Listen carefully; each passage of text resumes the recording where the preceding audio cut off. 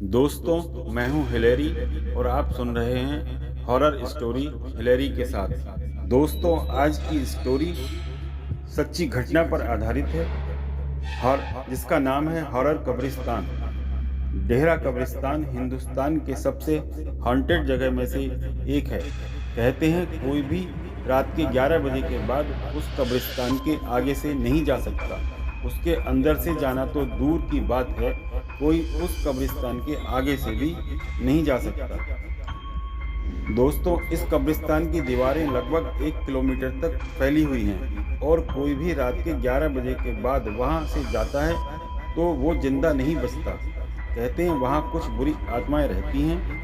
कब्रिस्तान की बाउंड्री उनकी एक सीमा है, मतलब कोई भी बुरी शक्ति उस कब्रिस्तान की दीवारों से आगे नहीं जा सकती। अगर कोई भी व्यक्ति रात के 11 बजे के बाद वहां से जाता है तो उस बुरी शक्ति उसे उस कब्रिस्तान की सीमा तक ही मार सकती है, ना तो उसे पहले और ना ही उसकी उस सीमा के बाद।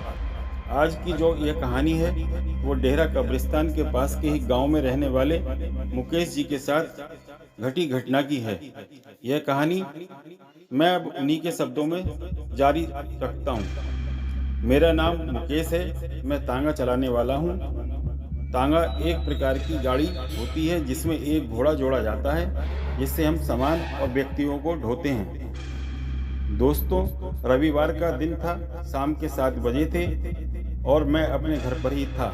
तभी वहाँ मेरा दोस्त राजू आया। राजू हमारे गांव का तो नहीं था, पर उसके कुछ खेत हमारे ही गांव में थे, जिस कारण वो हमारे गांव में आता रहता था। राजू ने मेरे पास आकर कहा कि वह उसकी घास के गठरी उसके खेत में कटी रखी है और उसकी घास को उसके घर तक पहुंचवा दे। राजू का गांव हमारे गांव से लगभग 5 या 6 किलोमीटर की दूरी पर था। मैंने भी हाँ बोल दिया और यह सोचा कि रात के 11 बजे से पहले तो आ ही जाऊंगा।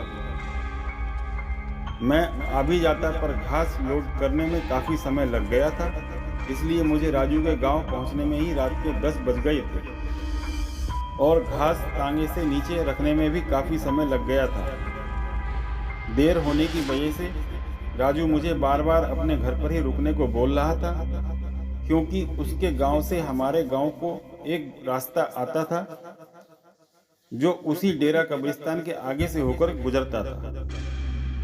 एक बार तो मेरा भी दिल राजू की बात मान जाने के लिए कर रहा था, पर मैं घर में नहीं गया तो मेरे घर वाले परेशान हो जाते। उस समय मेरे पास कोई फ़ोन नहीं था और ना ही मेरे घर वालों के पास भी कोई फ़ोन था। मेरे घर में मेरे 2 छोटे बच्चे, मेरी बीवी और मेरे माता पिता थे। मुझे उन सब की चिंता ने आने पर मजबूर कर दिया था और अब मैं उस ही कब्रिस्तान के पास आ गया हूँ।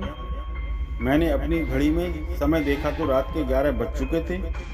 पहले तो मैंने लौट जाने का फैसला किया, फिर मेरे मन में किसी तरह से हिम्मत हुई और मैं आगे बढ़ा।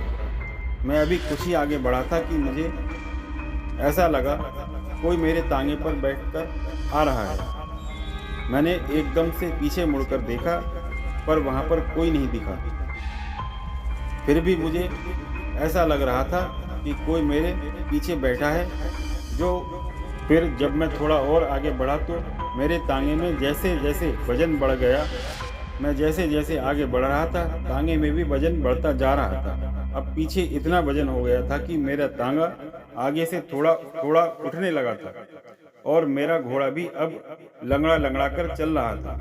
मैं अब समझ गया था कि कोई इसमें आकर बैठ गया है और अब शायद मैं नहीं बच पाऊंगा। फिर मुझे अपनी मम्मी की एक बात याद आई। उन्होंने मुझे बताया था कि यह भूत और आत्मा आग से डरते हैं। तभी मैंने अपनी जेब में रखी बीड़ी निकाली और मैं बीड़ी पीने लगा। जैसे ही मेरी एक बीड़ी खत्म होती, मैं दूसरी बीड़ी जला लेता। ऐसा करते करते मेरा पूरा बीड़ी का बंडल ही खत्म हो गया। तांगे में इतना वजन हो गया था कि तांगा बहुत धीरे धीरे चल रहा था, इसलिए मैं अभी कब्रिस्तान को आधा भी पार नहीं कर पाया था। सर्दी का समय था, इसलिए मैंने काफ़ी कपड़े पहन रखे थे। जैसे ही मेरी बीड़ी खत्म हुई तो मैंने जो कंबल ओढ़े हुए था उसे उतारकर मैं उसमें भी आग लगा दी और कंबल की आग खत्म होने ही वाली थी तभी मैंने अपना स्वेटर निकालकर जला दिया और स्वेटर की आग खत्म होते ही उससे पहले मैंने अपनी कमीज निकालकर जला दी। जान बचाने के लिए कुछ तो करना ही था, इसलिए मैंने अपने शरीर में पहने सभी कपड़ों को जला रहा था। ऊपर से सभी कपड़े खत्म होने पर मैंने अपने पैजामा को उतारकर उसमें भी आग लगा दी।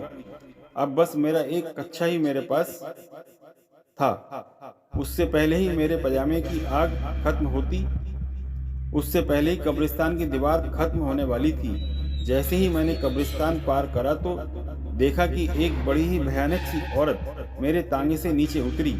उसने कहा, आज तो बच गया तू, पर अगली बार आया तो नहीं बचेगा।